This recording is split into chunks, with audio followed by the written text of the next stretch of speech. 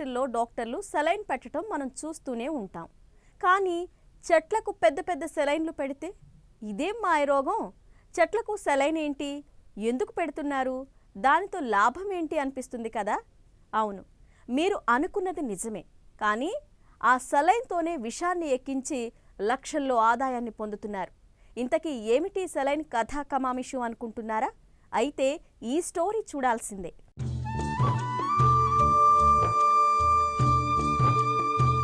ఇదిగో ఇక్కడ కనిపిస్తున్న ఈ మొక్కలు చూడండి.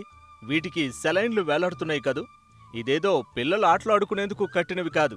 చెట్ల నరికివేతకు నిరసనగా చేపట్టిన కార్యక్రమం అంతకన్నా కాదు. ఈ చెట్లలో సుగంధభరిత కలపను మార్చేందుకు సెలైన్ ద్వారా ఫంగస్ ఎక్కించే ప్రక్రియ. ఇదేదో ఇతర దేశాల్లో కాదండోయ్.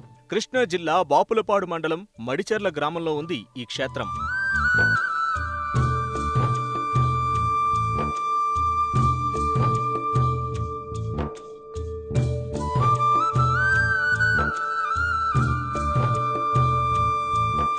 ఈ వ్యవసాయ క్షేత్రం రైతు నాదెండ్ల శ్రీనివాస్దే. మొదట్లో కేవలం కొబ్బరి మొక్కలే ఉండేవి. మొక్కల మధ్య ఖాళీ స్థలం అధికంగా ఉండటంతో అంతర పంటలు సాగు చేయాలనుకున్నారు. అగర్వుడ్ గురించి విని దాని ప్రాధాన్యత తెలుసుకున్నాక 4 ఏళ్ల క్రితం అంతర పంటగా అగర్వుడ్ మొక్కలు నాటారు. ఇక్కడి వాతావరణం, నేల స్వభావం కారణంగా మొక్కలు ఆరోగ్యంగా బలంగా పెరిగాయి. దీంతో 6-7 ఏళ్లకు చేయాల్సిన ఇనాక్యులేషన్ ప్రక్రియను ఇప్పుడే చేస్తున్నారు. ఇనాక్యులేషన్ అంటే ఫంగస్ను చెట్లకు ఎక్కించడం అన్నమాట. సాధారణంగా ఈ మొక్క కలప మామూలుగానే ఎటువంటి వాసన లేకుండా ఉంటుంది.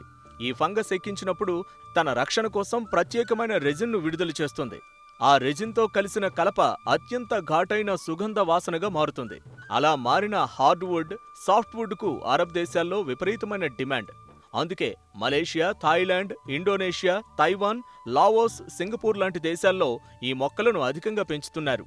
గత కొన్నేళ్లుగా మన దేశంలోని నాగాలాండ్, త్రిపుర లాంటి పలు రాష్ట్రాల్లో కూడా వీటి సాగు విస్తీర్ణం పెరిగింది. 4-5 ఏళ్లుగా ఆంధ్రప్రదేశ్ రాష్ట్రంలో కూడా వీటి సాగును పరిచయం చేస్తూ కలపను మార్కెటింగ్ చేస్తున్నారు యువకుడు సంపంగి ప్రసాద్. చిన్నప్పటి నుంచే మొక్కల పైన ఇష్టంతో నేను ఈ అగర్వుడ్ అయిన ప్రాజెక్టులో రావడం జరిగింది. విపరీతంగా అగర్వుడ్ వాడుతారు అని తెలిసిన తర్వాత నేను అస్సాం, మిజోరం, నాగాలాండ్, త్రిపుర లాంటి ప్రాంతాలు ఎన్నో ప్రాంతాలు తిరిగి అక్కడి నుంచి వుడ్ సప్లై చేయడం జరిగింది. దాని తర్వాత ఇంత వాల్యుబుల్ వుడ్ మన ప్రాంతంలో ఎందుకు పెరగొద్దని చెప్పేసి నేను కొంతమందిని రైతులను హెడ్ చేసుకొని స్టార్టింగ్లో కొన్ని మొక్కలు అయితే ఇవ్వడం జరిగింది. దానిలో భాగంగా కొంతమందికి ఎంటీ ల్యాండ్ ఇవ్వడం జరిగింది, కొంతమందికి అంతర పంటగా ఇవ్వడం కూడా జరిగింది. ఎంటీ ల్యాండ్తో పోలిస్తే ఇది టెంపరేచర్ తక్కువ ఉన్న ప్రాంతాల్లో పెరిగే మొక్క కాబట్టి అంతర పంటగా రైతుకు అదనపు ఆదాయం వచ్చే అవకాశం ఉందని గమనించిన నేను ఇప్పుడు ఇక్కడ చాలామంది రైతులతో అగర్వుడ్ ప్లాంటేషన్ చేయడం జరిగింది. ఇప్పుడు చూస్తున్న మీరు ఈ ప్లాంటేషన్ అంతా కూడా కొబ్బరి తోటలు వేసిన తోట. ఎకరానికి 350 నుంచి 400 మొక్కలు ఇది వేసుకోవడం జరిగింది. ఇప్పుడు మనం దీనికి ఇనాక్యులేషన్ ప్రక్రియకి అంటే 18 ఇంచులు దాటిన ప్రతి మొక్కకి ఇనాక్యులేషన్ అనే ప్రక్రియ ఉంటుంది. ఇనాక్యులేషన్ అంటే ఏమీ లేదు, దానికి ఫంగస్ని ఎక్కిస్తాం అన్నట్టు. సహజంగా ఏ చెట్టుకైనా మనం రంధ్రం చేసినా కానీ కొట్టినప్పుడు కానీ చనిపోయే అవకాశం ఉంటుంది.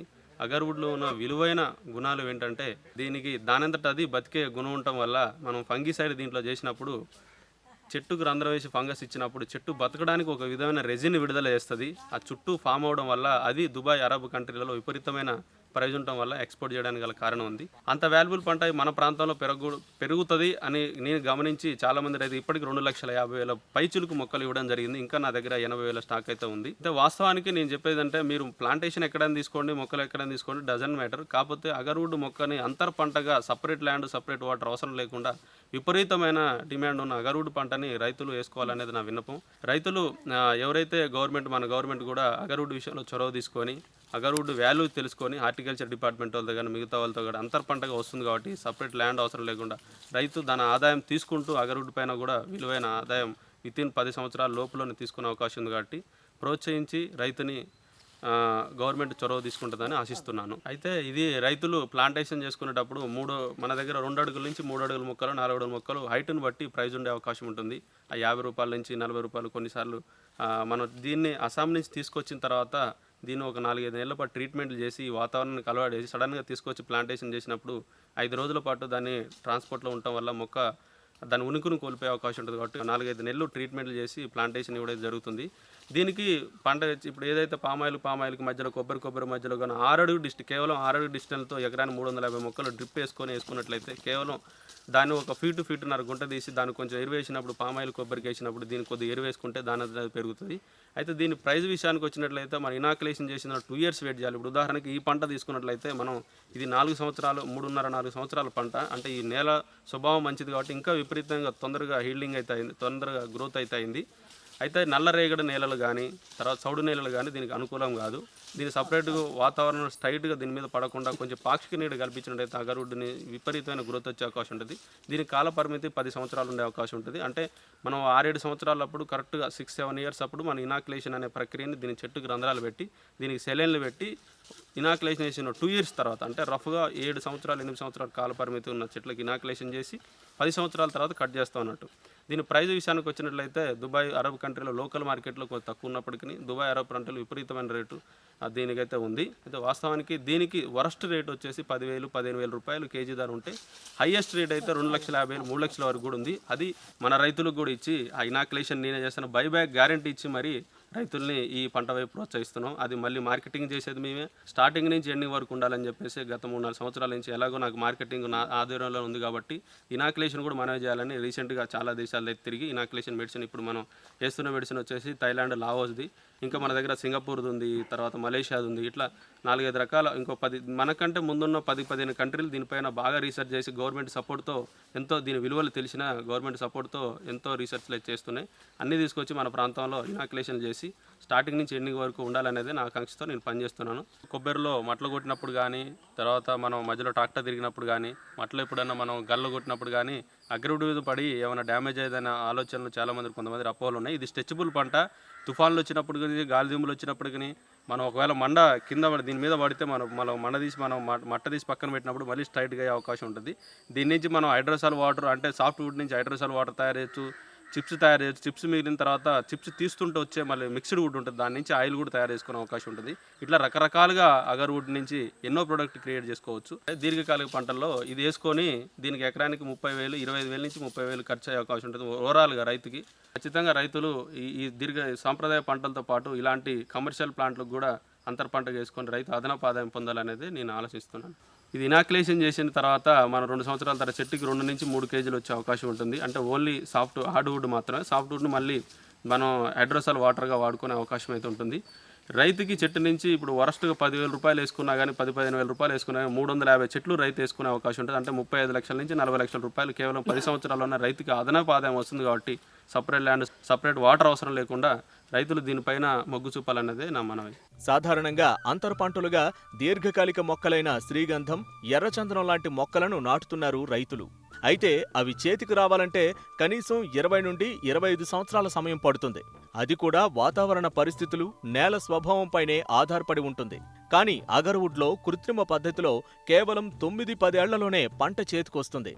మార్కెటింగ్ కూడా ఎలాంటి ఇబ్బందులు లేకుండా బైబ్యాక్ ఒప్పందం ఉండటంతో చాలా మంది రైతులు వీటి సాగుకు మొగ్గు చూపుతున్నారు. అస్సాం నుంచి మేము మొక్కలు తెప్పించిన తర్వాత ఒక 6 నెలలు 7 నెలలు గ్రాప్ ఉంచి తర్వాత మేము పెట్టామండి. పెట్టిన తర్వాత 4 సంవత్సరాలు ఇలా ప్రసాద్ గారు వచ్చి మాకు చెప్పారు ఇలా చేయాలని. మేము దాని ప్రకారం పాటించాము. మాకు బాగా ఉందండి. మేము బాగా చేస్తాము, బాగా చూసుకుంటున్నాము చెట్లను కూడా. వీటితో పాటు శ్రీగంధం వేసాము. అవి కొంచెం ఎదుగుదల కొంచెం ఆగినాయండి. ఇది బాగా స్పీడ్గా పెరుగుతుంది. బాగా పోటాపోటీగా మేము పెంచుతాం. తోటలో ఇక్కడ ఒక ఎకరానికి వేసాం.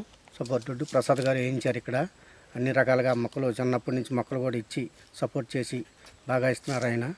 బాగా ఎదిగినాయి. మాకు 4 సంవత్సరాల్లో బాగా ఎదిగినాయి. ఇంత బాగా ఎదగటం ఎక్కడా లేదు. మాకు స్పీడ్గా ఎదిగినాయి. అంటే ఈ నేల సూట్ఫుల్ అయింది బాగా. అగర్వుడ్ మొక్కలు అంతర పంటలుగా సాగు చేస్తే ఎలాంటి అదనపు ఎరువులు, నీటి తొడులు ఇవ్వాల్సిన అవసరం లేదు. 10 ఏళ్లలో 20 నుంచి 25 ఇంచుల చుట్టుకొలతతో 15 నుంచి 20 అడుగుల ఎత్తు పెరుగుతుంది. ఒక్కో చెట్టుకు వచ్చే హార్డ్వుడ్, సాఫ్ట్వుడ్కు హీనపక్షంగా 10 నుండి 15,000 వచ్చినా ఎకరాకు 350 చెట్లకు దాదాపు 35 నుండి 40 లక్షలు ఎక్కడికి పోవు. రైతులు ఒక్కసారి కొద్దిపాటి పెట్టుబడితో 10 ఏళ్లలో మంచి ఆదాయం పొందే పంటగా చెప్పవచ్చు.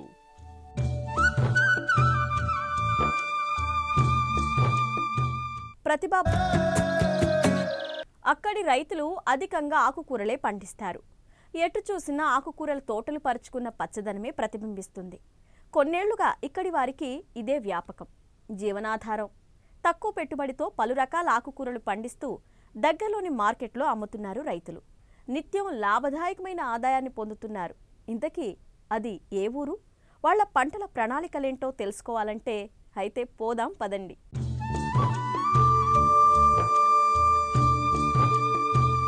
ఇదిగో ఇక్కడ కనిపిస్తున్న ఈ తోటలు చూడండి. గోంగూర, పుదీనా పండిస్తున్న ఈ రైతులంతా బాపట్ల జిల్లా చీరాల మండలానికి చెందినవారు. ముఖ్యంగా పాత చీరాల, జాండ్రపేట గ్రామ రైతులు అధికంగా ఆకుకూరలే సాగు చేస్తూ ఉంటారు. జీవనోపాధులపై సరిగ్గా ఆలోచన చేస్తే ఉన్నంతలోనే ఉపాధి బాటలు వేసుకోవచ్చని నిరూపిస్తున్నారు. ఉన్న కొద్దిపాటి వ్యవసాయ భూమిలో పలు రకాల ఆకుకూరలు సాగు చేస్తూ ఉంటారు. వేసిన 25 రోజుల్లోనే పంట చేతికొస్తూ ఉండడం, వారం రోజుల పాటు పంట కోస్తూ స్థానిక మార్కెట్లలో అమ్ముతూ ప్రతిరోజు ఆదాయం పొందుతున్నారు. గోగులు సల్తాము సెంటుకొచ్చి 1 కేజీ చొప్పున అరెకరానికి 50 కేజీలు సల్తాము. కేజీ వచ్చి 100 రూపాయల కాడికి ఉంది. అది మేము మార్కెట్కి ఎత్తుకెళ్తే కట్టొచ్చి 2 రూపాయల కాడికి అమ్ముకుంటాము. గిరాకీ ఉంటే ఇంకో రూపాయి వచ్చుద్ది. ముందు దున్నుకొని దాని మీద సూపర్ డిఏపి పైన వేసి నీళ్లు పెడతాము. నీళ్లు పెట్టిన తర్వాత 3 రోజులకి అది మొలకొచ్చుద్ది. 3 రోజుల కాడి నుంచి 10 రోజులు 11 రోజులకి నీళ్ళ మందు చల్లాల. ఆకు కదా, ఆకు మీద ఊరన్నే పురుగు పడుద్ది. కోరాబాన్ కానీ, ఇస్పెట్ కానీ, దైతాన్ M45 కానీ ఆకు కొంచెం ఎల్లడుపుగా రావాలి. ఆకు ఎల్లడుపుకుంటేనే కొంటారు. నీళ్లు రోజు పొద్దున పూట పెడతాము. పొద్దున పూట రోజుకు 1 తడి పెట్టాలా, డైలీ పెట్టాలా. డైలీ ఆ మంచు నీళ్లు రాలగొట్టాలా. మంచు నీళ్లు కానీ రాలగొట్టకపోతే పురుగు పడిపోద్ది ఊరకనే. ఆకు కదా, భార్యాభర్తలము ఇద్దరం కలిపి ఆ గోంగూర బీక్కొని మళ్ళీ దాన్ని గుంజి మళ్ళీ దాన్ని మూట కట్టుకొని మళ్ళీ తెల్లారగట్ట మార్కెట్కి తీసుకెళ్ళాలి. మార్కెట్కి తీసుకెళ్ళి మార్కెట్లో అమ్ముకొని మళ్ళీ వచ్చి మళ్ళీ ఇక అన్నం వండుకొని మళ్ళీ గోంగూర బీక్కుంటాము. ఇదే పది మా జీవనోపాధి. నాశనం కాడి నుంచి 25 రోజుల నుంచి 1 నెల రోజుల్లోపు పీకాల. సూపర్ వేస్తే ఇంకోసారి వేయాలి, లేకపోతే వేయాల్సిన పని ఉంటుంది. బలంగా ఉంటే ఎరువు పోసుకుంటే ఇంకా బాగుంటుంది. మళ్ళీ పీకిన తర్వాత మళ్ళీ పోతాం మళ్ళీ దాంట్లోనే. నెలకి ఇది ఒకసారి, అది రెండోసారి ఒకసారి వస్తుంది. మూడోసారి మళ్ళీ మొలక రాదు. 2 సార్లుగా దీని పరిమితి నేలకి. మళ్ళీ ఒక 5 నెలలు 6 నెలలు గ్యాప్ ఇస్తే కానీ మళ్ళీ గోగిత్తనం మొలవదు. సెంటుకు వచ్చేసి ఆల్రెడీ 300 కాడి నుంచి 400 కట్ట అవుద్ది. లేత అయితే 100 కట్టగా అవుద్ది. ఒక్కోసారి 150 అవుద్ది. లేకపోతే పెరిగితే 300 కట్ట అవుద్ది. కట్ట అదే 2 రూపాయలు ఉంటుంది కట్ట. 10కి 5 కట్టలు. అరెకరానికి వచ్చేసి దగ్గరగా 7,000 8,000 పెట్టుబడి అవుద్ది. ఆదాయం అంటే సేల్ అయితే మార్కెట్ కానీ కట్ట 5 రూపాయల కాడికి అమ్మితే కొంచెం 15,000 వస్తుంది అరెకరం మీద. అదే 2 రూపాయల కాడికి వస్తే అదే అసలు వచ్చుద్ది. ఏదన్నా పెళ్ళిళ్ళు జరిగితే అది ఏదన్నా కొంచెం మార్కెట్లో రూపాయి గిరాకీ ఉంటుంది. కానీ సామాన్య టైంలో గోంగూర పెద్ద మార్కెట్ ఉండదు. ఇక్కడివి అన్ని ఇసుక భూములే. గోంగూర, పుదీనా లాంటి ఆకుకూరల పంటలకు అనువైనవి కావడంతో రైతులు ఈ పంటలనే పండిస్తూ ఉంటారు. అంతేకాదు ఏడాది పొడవునా దిగుబడి వచ్చేలా ప్రణాళికాబద్ధంగా మడులుగా సాగు చేస్తున్నారు. ప్రతిరోజు కుటుంబ సభ్యులంతా కలిసి పొలంలో పనిచేస్తూ మంచి లాభాలను ఆర్జిస్తున్నారు. నేను వ్యవసాయ రైతునండి. అంతకుముందు గోంగూర, మిరప చెట్లు అవి నాటుకొని జీవనోపాధి కలిగి చేసుకునేవాళ్ళం. ఇప్పుడు అది కొంచెం మాకు బరువు మోయటానికి ఇంటికి దూరం అవటాన కొంచెం కష్టం అయిపోయి ఈ పుదీనాకు అనేది అది సాగుబడి చేసుకుంటున్నామండి.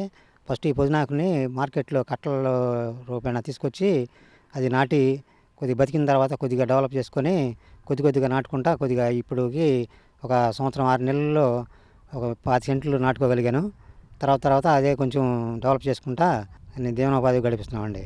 ఫస్ట్ సారి 5-6 సెంట్లు నాటాను. 5-6 సెంట్లు పోయి ఇప్పుడు కనీసం ఒక 20 సెంట్లు నాటుకున్నానండి. నాటుకున్న తర్వాత దానికి పెట్టుబడి పెట్టుకోవడం కానీ మరి దానికి వచ్చే ఆదాయం కానీ మాకు సరిపోతుంది. ఎప్పుడన్నా మామూలుగా ఒక్కోసారి నష్టం జరుగుతుంది. పురుగు పడినప్పుడు మందులు కొట్టుకోవడానికి కానీ నష్టం వస్తూ ఉంటుంది. దాన్ని బట్టి మేము కూడా జాగ్రత్త తీసుకొని మందులు కొట్టుకోవడానికి ప్రయత్నం చేసుకుంటూ ఉంటాము. పుదీనాకు కట్ట వచ్చేసి మాకు 2 రూపాయలు పడుతుంది. మార్కెట్లో హోల్సేల్గా వేస్తాము. రోజుకి 400 కట్టలు కోస్తామండి. మేము కూర్చొని అమ్ముకుంటే కట్ట 5 రూపాయలకు అమ్ముకోవచ్చు. అదే హోల్సేల్గా వేస్తే కట్ట 2 రూపాయలు పడింది మాకు. ఇప్పుడు దాదాపు 25 సంవత్సరాల నుంచి పుదీనాకు మీదే ఆధారపడి బతుకుతున్నామండి. జీవనం మధ్య మాకు ఒకసారి పంట వేసుకుంటే బలం ఉంటే భూమిలో 2 సంవత్సరాలు ఉంటుందండి. లేకపోతే ఇక మామూలుగా అక్కడ నుంచి పంట తగ్గిపోతూ ఉంటుంది. అక్కడ నుంచి వేరే దాంట్లోకి మళ్ళీ షిఫ్ట్ అవుతాం. 15 రోజులకి సూపర్ వేసుకున్న తర్వాత నీళ్ళ మందు కొట్టుకోవాలి. నీళ్ళ మందు కొట్టిన తర్వాత ఇక నెల రోజులకి కోతకు వచ్చింది. 20 సెంట్లకి 10 కేజీలు వేస్తామండి. యూరియా 3-17 కలిపేస్తాము. ఇక కొమ్మ వచ్చి కోసుకుంటాం. అక్కడ నుంచి ఇక రోజు డైలీ నిత్యం కోసుకుంటూ ఉండొచ్చు. లది పురుగు పడిద్దండి. అది కొరబాను డేగ మందు అని ఒకటి ఉంది, అది కొడుతుంటాం ఎక్కువ. ఆకు తినేసేసిద్ది. ఆకునంతా చిల్లు పడిపోయి జీబు అయిపోయిద్ది. ఇక అది కోస్తానికి పనికిరాదు. అది పడిందంటే ఒక పంట పోయినట్టే. ఇక మనకి మళ్ళీ అంతా కోసేసేసి మళ్ళీ ఇగురు వచ్చి మళ్ళీ చేసేటప్పటికి ఒక నెల రోజులు టైం పట్టిద్ది. అదే పురుగు పడకుండా మన జాగ్రత్తగా మందులు వాడుకుంటే పురుగును కంట్రోల్ చేసుకుంటే మళ్ళీ మామూలుగానే వచ్చేసిద్ది. పుదీనా నాటుకోవడానికి ఈ నవంబర్ నెల మంచిది. నవంబర్ నెల మంచు కాడి నుంచి ఈ సంక్రాంతి పండుగ దాకా నాటుకోవచ్చు. అక్కడ నుంచి ఎండలు ముదిరేకుంది నాటినా బతకదండి. 20 సెంట్ల మీద రోజు 400-450 కట్టలకు వస్తామండి. చీరాల మార్కెట్లో మేము హోల్సేల్గా వేస్తాం. కట్ట ₹2 లెక్కన వేసేస్తాం హోల్సేల్గా. 2 సంవత్సరాల తర్వాత దాన్ని తీసేసి మళ్ళీ నేల తవ్వుకొని ఒక ట్రక్ ఎరువు పోసుకొని భూమి మీద పోసి దున్నిచ్చేసేసి మళ్ళీ మామూలుగా నాటుకుంటామండి. పుదీనాకి పెట్టుబడి పెద్దగా ఏముండదండి. ఒక 5 సెంట్లు నాటుకోవాలంటే కనీసం ₹3,000 ఖర్చు అవుతుందండి. ₹3,000 ఖర్చు నాటే వాళ్ళకి, నాటిన తర్వాత ఈ పుదీనా కొనడానికి కానీ మొత్తం ఒక ₹3,000 ఖర్చు అయింది 5 సెంట్లకి.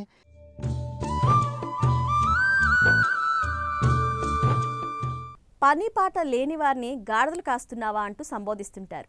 కానీ అలాంటి గాడిదలను కాసే రోజే వస్తే, అది కూడా లక్షల్లో ఆదాయం ఉంటే ఇంకే ఎవరేమనుకుంటే మనకేంటి, డబ్బులు వస్తున్నాయిగా అనుకుంటారు. అవును, ఇప్పుడు గాడిదలు కాసే రోజులే వచ్చాయి. అది కూడా లక్షలు సంపాదించే వ్యాపారం అయిపోయింది. ఇందుకు నిదర్శనమే నాగర్ కర్నూలు జిల్లా బీజేపల్లి మండలానికి చెందిన యువ రైతు అఖిల్. ఇంతకీ ఆయన గాడిదల పెంపకం చేపట్టడానికి కారణాలేంటి, పాలను ఎలా మార్కెటింగ్ చేస్తున్నారు, ఎంత సంపాదిస్తున్నారో ఆయన ద్వారానే తెలుసుకుందాం.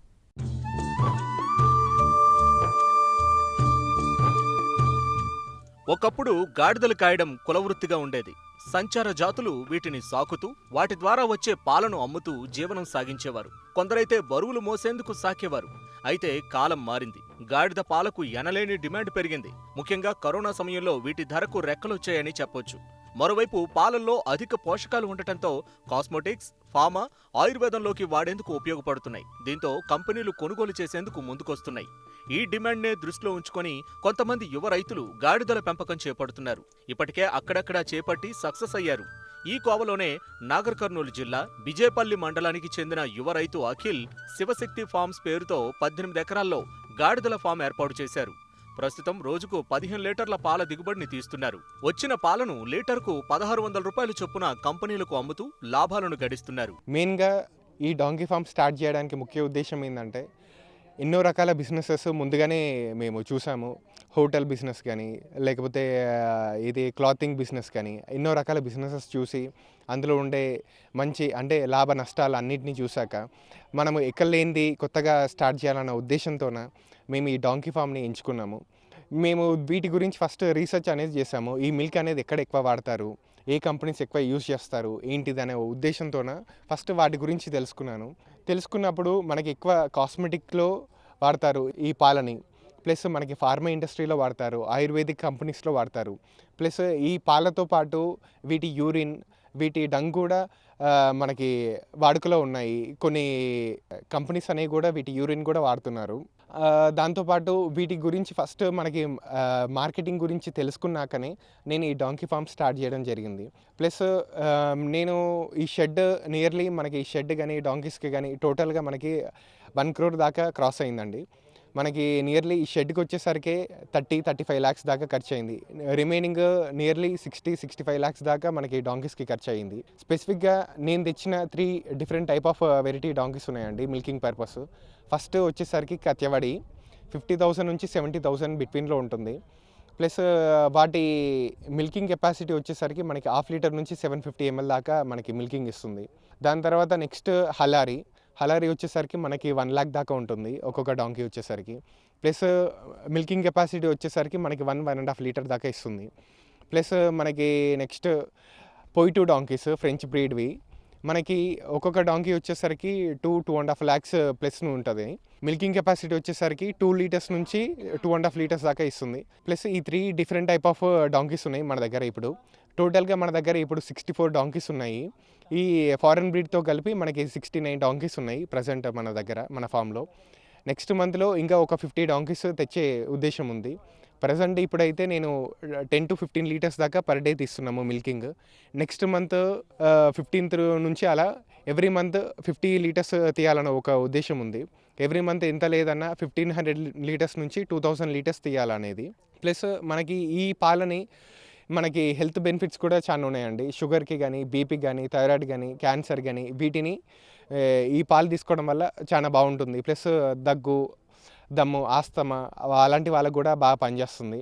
ఇంకా పుట్టిన పిల్లలకు కూడా చాలామంది మన వాళ్ళు పెద్దవాళ్ళు కొన్ని స్పూన్నెడ్ పాలు తాపుతారు దగ్గు దమ్ము రాకుండా ఉండడానికని చిన్న వయసులోనే.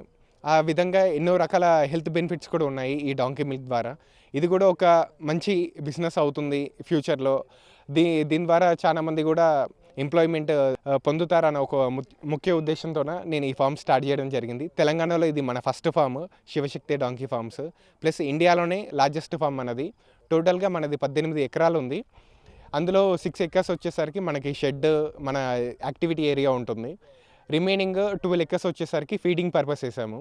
మనకి ఈ ఫీడింగ్ డాంకీ ఫీడింగ్ వచ్చేసరికి సేమ్ ఆవులు బర్రెల లెక్కనే సేమ్ అదే ఫీడింగ్ అండి.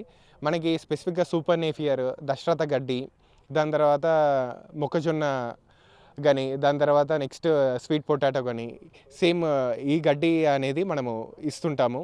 ప్లస్ దాంతోపాటు మొక్కజొన్న పొట్టు కానీ, దాని తర్వాత వీట్ బ్రాన్ అని కానీ ఇవి కూడా మేము తౌడు రూపంలో ఇస్తుంటాము. వీటి ద్వారా కొంచెం మిల్క్ క్వాంటిటీ అనేది కూడా పెరుగుతుంది. దాని ద్వారా వాటి అంటే ఇవి సెలెక్షన్ చేసుకునేటప్పుడు కూడా ముఖ్యంగా ఏంటంటే ఒక డాక్టర్ అనేది స్పెసిఫిక్గా ఉండాల్సిందే. ఎందుకంటే వాటి హెల్త్ కండిషన్ అన్ని రకాలుగా చూసుకొని మనము ఈ కొనుక్కోవడం జరుగుతుంది. ప్లస్ మనకి ఒక స్పెసిఫిక్గా ఒక డాక్టర్ కూడా ఉంటారు. ఆయన వీక్లీ వన్స్ వచ్చి చెక్ చేసుకుంటూ వీటి హెల్త్ కండిషన్ అంతా చూసుకొని వెళ్తుంటారు. ఈ రైతు పెట్టిన ఫామ్ చుట్టుపక్కల యువ రైతులను విశేషంగా ఆకట్టుకుంటోంది. మార్కెటింగ్ సమస్య లేకపోవడం, శ్రమ కూడా తక్కువగా ఉండడంతో కొత్తగా వ్యాపారం చేయాలనుకునేవారు గాడిదల పెంపకానికి మొగ్గు చూపుతున్నారు. నేను ఇంతకుముందుకు మార్కెటింగ్ ఫీల్డ్లో వర్క్ చేశాను.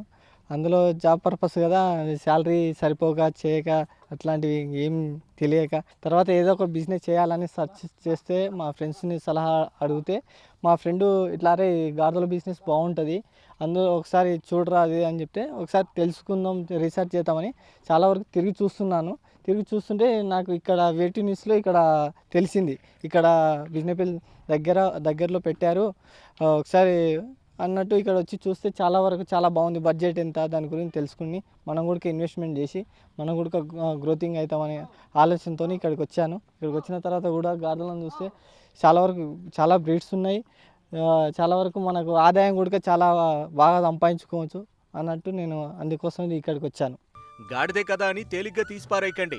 ఆవులు, గేదెలు, ఇతర పశువులతో పోటీ పడుతూ గాడిద ధర కూడా ఎక్కువగానే ఉంది. ఒక్కో గాడిద ధర మార్కెట్లో 40,000 నుంచి 2 లక్షల వరకు ఉంటుంది. ఈ రైతు దగ్గర మొత్తం 69 గాడిదలుండగా అందులో ప్రస్తుతం పాలిచ్చే గాడిదలు 18 ఉన్నాయి. మరో 35 గాడిదలు చూడికట్టాయి, మిగతావి ఒట్టిపోయాయి. రోజుకు 15 లీటర్ల పాలు దిగుబడి తీస్తున్నారు రైతు అఖిల్. వచ్చిన పాలను తమిళనాడుకు చెందిన కాస్మెటిక్ కంపెనీకి ఒప్పందంపై లీటర్కు 1,600 రూపాయల చొప్పున అమ్ముతున్నారు. భవిష్యత్తులో మరిన్ని గాడిదలను కొనుగోలు చేసి పాల ఉత్పత్తిని పెంచుతామంటున్నారు.